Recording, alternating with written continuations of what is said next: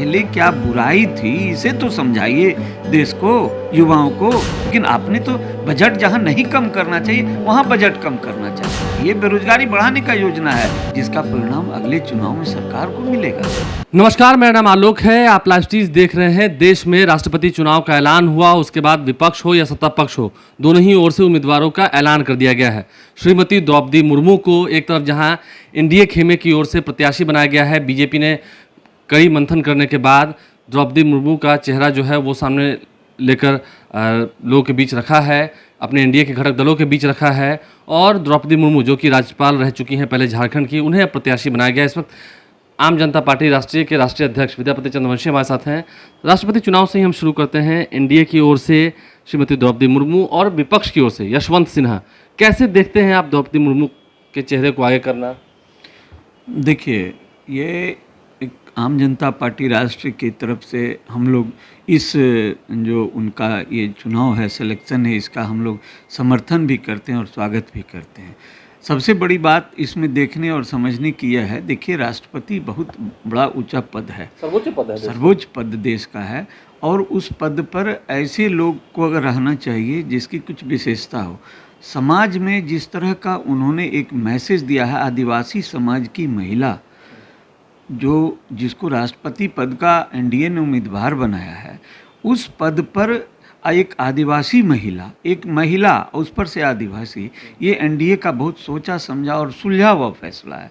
क्योंकि आज आप देखिएगा कि समाज में एक जो जो ऐसे समाज हैं जो आदिवासी हैं या शोषित हैं, पिछड़े हुए हैं, उस समाज में एक भावना रहती है मन में कि जो आगे बढ़ जाते हैं और हम आगे नहीं बढ़ सके, क्योंकि उसको संसाधन का अभाव रहा है, वो नहीं, संसाधन के अभाव में उनका डेवलपमेंट नहीं हो सका। तो एक मन में बात रहती है और उसी का परिणाम आप देखते होंगे कि ये नक्सली, जो युवक नक्सली हो जाते हैं या इस तरह की जो घटनाएं आप देखते हैं, नक्सली ज्वाइन करते हैं, ये मन में कहीं ना कहीं रहती है कि कोई बहुत आगे बढ़ गया और हम बहुत पीछे हैं।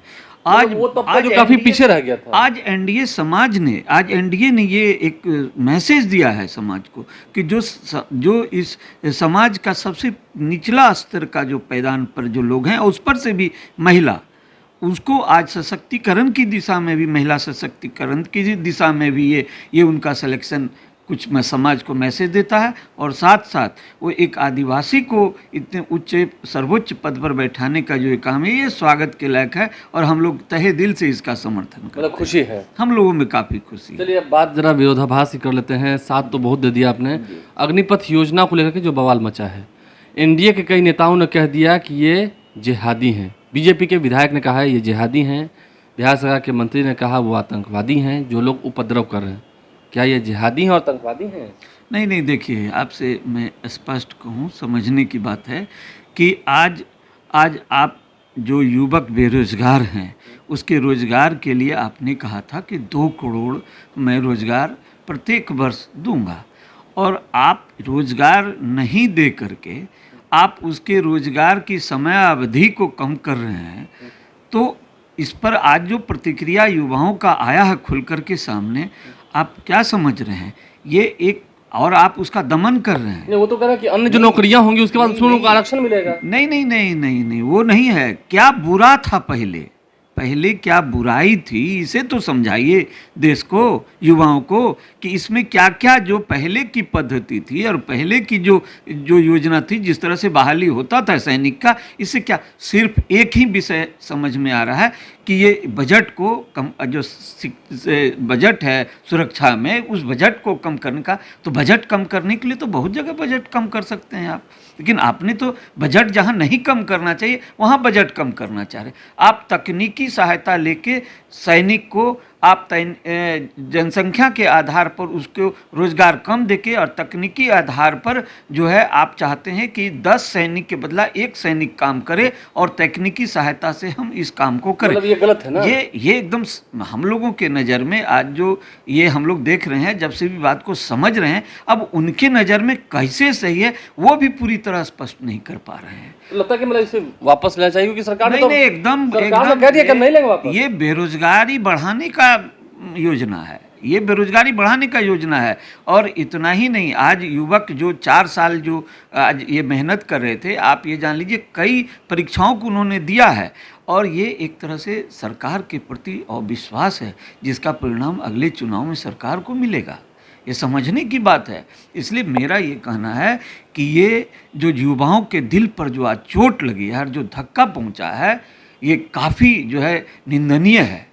इसलिए हम लोग ये कहते हैं, और आज आप जैसे भी दमन कर रहे हैं, मैं गलत चीज़ को गलत कहूँगा इसलिए क्योंकि आप जो दमन कर रहे हैं, कह रहे हैं कि जो उपद्रव करेगा, उपद्रव नहीं करना चाहिए, कभी नहीं करना चाहिए। एक शांति तरीके से भी आप धरना पर बैठ सकते थे, युवक भूख हड़ताल कर सकते थे। ये गलत है कि अपनी देश की ही संपत्ति को जलाना, लेकिन सरकार यह कह करके कि नहीं, उनके अधिकार को जो छीनना चाहती है, आज ये कह दी, मान लीजिए ठीक है, युवक जो कर दिए आज उपद्रव, आज कह रही है कि उसे हम जो है नौकरी में नहीं लेंगे। ये सब मैसेज, इसका और आक्रोश बढ़ेगा। इसलिए मेरा ये कहना है कि ये सरकार का योजना हम लोगों के अनुसार अभी ये सब करने की ज़रूरत नहीं थी, जबकि देश में इतनी बेरोजगारी है। आप एक तरफ सांसद की बात है, एक तरफ एमएलए की बात है, उसको एक पेंशन नहीं, उसको जितना टर्म होते हैं उसका पेंशन जोड़ के दिया जाता है। क्या ये न्याय संगत है? कि एक तरफ ठीक है, अगर ये न्याय संगत है तो जो पहले चल रहा था सैनिक बहाली में, वो भी न्याय संगत था। देखिए, कुल मिलाकर एक तरफ जहां एनडीए के इस फैसले को कि द्रौपदी मुर्मू को राष्ट्रपति पद का उम्मीदवार बनाया गया है, घोषित किया गया है, उसको लेकर खुशी है, वहीं एनडीए का जो दूसरा फैसला है, जो केंद्र सरकार का फैसला है अग्निपथ योजना, उसे लेकर नाराजगी है आम जनता पार्टी में, और कहीं ना कहीं क्षेत्रीय पार्टियां जो हैं वो सेना अभ्यर्थियों के साथ खड़ी हैं। इस कारण से बीजेपी की मुश्किलें जो हैं वो और बढ़ रही हैं। हमारे चैनल को सब्सक्राइब कर लें, साथ साथ फेसबुक पेज भी लाइक करें। धन्यवाद।